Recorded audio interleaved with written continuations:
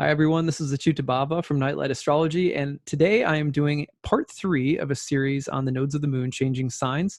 They have just changed signs from Capricorn and Cancer into Sagittarius and Gemini. North node of the moon is now in Gemini. South node is in Sagittarius.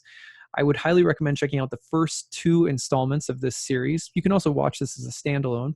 But in this talk, what I'm going to do is I'm going to run through the nodes of the moon across each of the house axes in the natal chart so that you can take a look and get some information that might be helpful in order to understand how the eclipses might be impacting you in the next year and a half or so. All right, so I'm going to go ahead and put this up on the screen.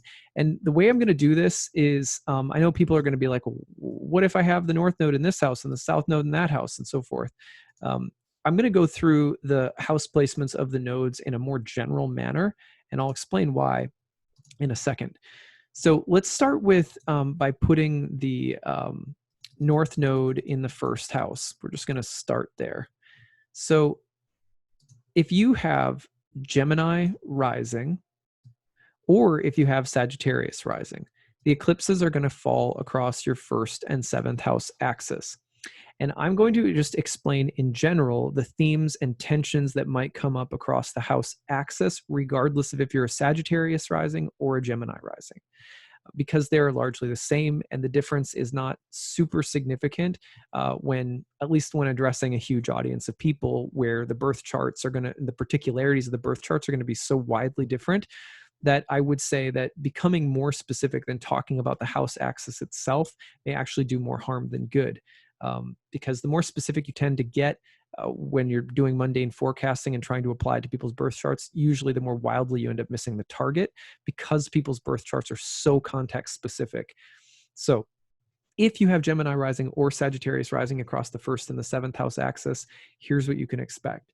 The tension between self and identity and your social identity or intimate relationships.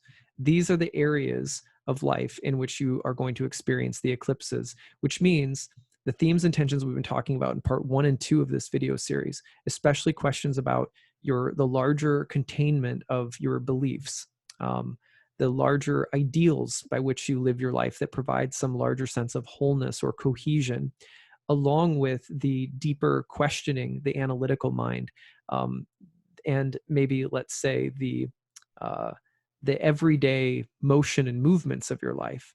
How do the parts fit together into a whole?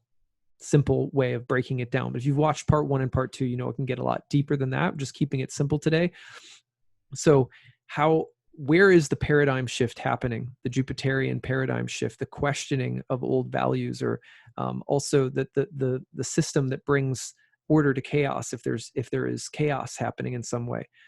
This is taking place across the axis of self, health, body, identity, me, who am I as an independent being, and who am I as a social being, or even how do I find pleasure in other people, or even how do I experience intimacy, love, or even marriage with other people. So if you're Gemini or Sagittarius rising, that's where these eclipses are going to be impacting you all the way until, make sure I've got this right, all the way until January of 2022. Maybe even a few months after that, because the eclipse is coming through at the very end there. But yeah, about until the winter of 2022. All right, so let's move along now, and we're going to back these up into the second and eighth houses. So now we have the 2 financial houses, my money and your money, my values, resources, assets, possessions, and yours. The second house is also connected to what we gain or what we have, and the eighth house in some ways is connected to what we lose. It's related to taxes, debts, penalties, and death. The eighth house in that sense can mean things that are taken from us or things that we have to give back. The second house may be things that we gain. So the questions right now may have to do with gain and loss, with debt and income, with financial questions about boundaries, duties, or responsibilities in relationships around money and finances, to change of status in your job or career that affects your finances, to debts and loans and forgiveness of loans, or even inheritance. So these are some of the different areas that can be, in the spotlight when the eclipses are falling here, all the way again until January of 2022. All right, let's back it up again to the third and the ninth house. Well, this is like the quintessential axis of the mind and of religious and spiritual learning and of you know, the way that we embody our beliefs and give voice to them as individuals versus the higher beliefs and ideologies that we have that are in some ways timeless. For example, one person might be, have a religious faith of some kind, and the third house might have something to do with, your own personal ideas and expression of the faith that you have in the world. Another way of looking at it would be almost like both houses have a lot to do with learning and articulating our ideas, thoughts, and beliefs in the world. So these are the houses of the mind and of learning, but also potentially a lot of travel happening across these two axes, to these two houses. And also sometimes a question of siblings, neighbors, or friends, and the way in which there's different important dialogues happening in your life across different relationships. So those are some of the important things there. Also, you think about media, communication, writing, thinking, learning, speech, all of those things, and your messaging in the world, that can all go through significant changes, especially across the third, ninth house axis. Now, that is, of course, if you're an Aries rising. Right. So let me actually back that up, because I apologize if I didn't mention it with the first one, I don't think. So the second one, we put the nodes into the second and eighth house. That means you're a Taurus rising or a Scorpio rising.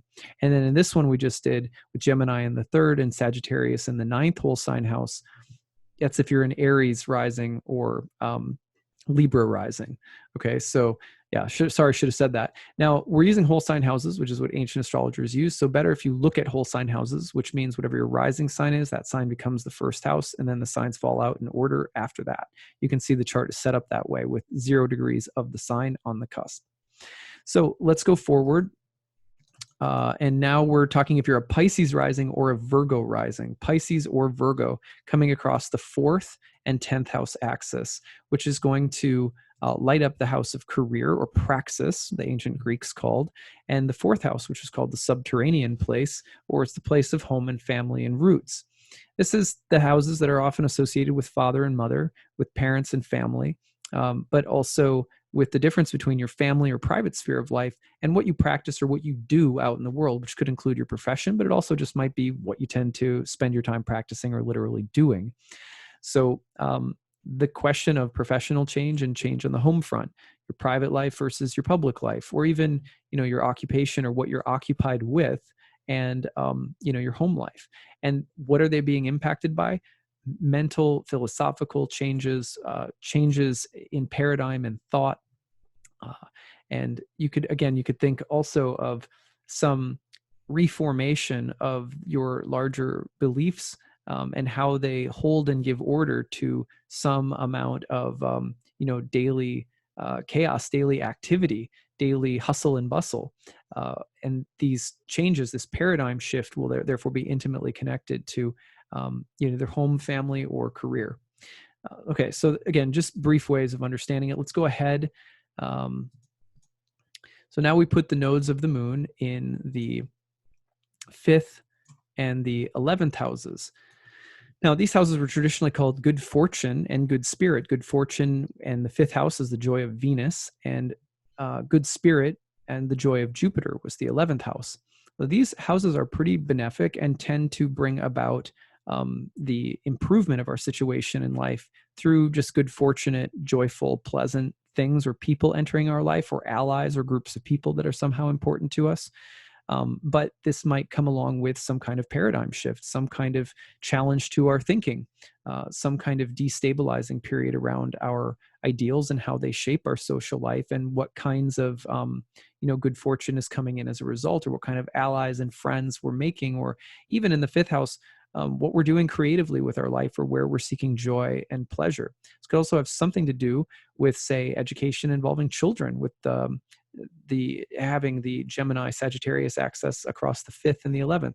Now, remember, this is if you're an Aquarius rising or a Leo rising. So falling into the 5th and the 11th if you are Aquarius or Leo rising. Now, if you're also, this axis can have something to do about social participation, kind of what gives me pleasure or joy and personally, and is that the same as, you know, who are my allies? For example, I love astrology. I go to astrology conferences. I make friends with other astrologers. I would say that not everyone I meet, although they are like my colleagues and my friends in a larger sense that we share similar vision and work in life, that there's going to be very few at a conference that are like intimate associates that I can like really hang out with and have fun with. And that's not a knock. I think everyone's like that, right? So even though I've had a lot of fun with groups of people throughout my life, it's just that the truth is that the rarest forms of pleasure typically are like we need like intimate spaces where we can really reveal what makes us really idiosyncratically us, right? So the fifth house has a little bit more of that private sphere of life to it, where our creative side, the way we march to the beat of our own drum is coming out, versus the 11th, where, you know, there's still a lot of joy or happiness potentially, but it has more to do with the group. And, you know, there's compromise that happens on that level that doesn't necessarily happen on the fifth house level. Anyway, that's just a little insight, but the philosophical, ideological changes, especially across this axis, could be really interesting. So that, again, is if you're an Aquarius or a Leo rising. And let's go forward to Pisces rising and Virgo rising. Oops, nope, that was the last one. Sorry, guys. So if you're a Capricorn rising or a Cancer rising, this is the last one. Now we're going across the 6th and the 12th house axis. This is a kind of philosophical transformation happening across two very difficult houses. This is, you know, mental, ideological challenges, shifts and change, a paradigm coming apart and a new one coming in across the 12th house, which was called Malus Daemon, or the evil spirit, and the joy of Saturn, and the 6th house called Mala Fortuna, which meant bad fortune and was the joy of Mars, the other malefic. These are liminal spaces that have to do with deconstruction anyway. They're not like the 3rd and the 9th, where there's maybe some sense of learning and evolving mentally, emotionally, spiritually as you learn something or study something or travel somewhere. These houses have to do with how we learn and grow because things are falling apart, either in our body, our health, our environment, our job. We're taxed by life a little bit in these houses. Of course, in many ways, the blessings and gifts of these houses are the best of any houses in the wheel. They're not pleasant, but we all know that those periods of time where there is uncertainty, some period of isolation, contemplation, or inwardness, which can be reflected by the 12th house, difficulties, hardships, obstacles, drudgery, the 6th house, even ill health, that these things have a way of completely revolutionizing the way that we approach life and often bring out the best in us.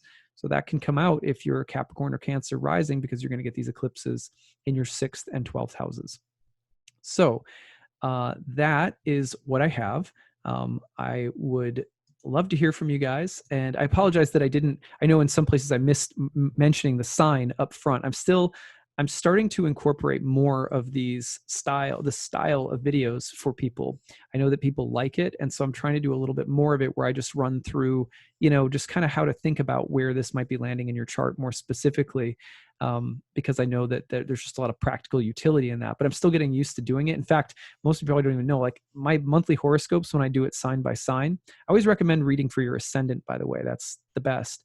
Because then it lines up with your birth chart exactly. But it's still a little bit new for me to be doing that at all. Like horoscope writing for me, monthly horoscope writing where I do it sign by sign, I've only done that for a couple of years of my practice. So it's relatively, I feel like it's like sort of what I suck at, but I think I'm getting better at it little by little. And as I learn and see reactions and get more out of them every month. So at any rate, you can just bear with me as I figure out the best way of presenting, kind of get into a groove of presenting the information. So if I missed saying your rising sign, you had to listen back and watch for it a little bit more carefully. My apologies. Anyway, please tell me your stories now. And as the summer goes on, we've got big eclipses coming up. The first eclipse happens in the beginning of June. Then we have one in late November and then mid-December again. And then in the spring of 2021, all the way back into the winter of 2021 into 2022. It's got quite a few to come. We'll be looking at the eclipses in particular at the end of May and beginning of June. But if you have this information, hopefully you can plug it in right away and see how things are shifting. You should start to feel the effects of the first eclipses. Look specifically at the house of Sagittarius by June, July, August. So more on that soon. Hope you're all doing well. Take it easy.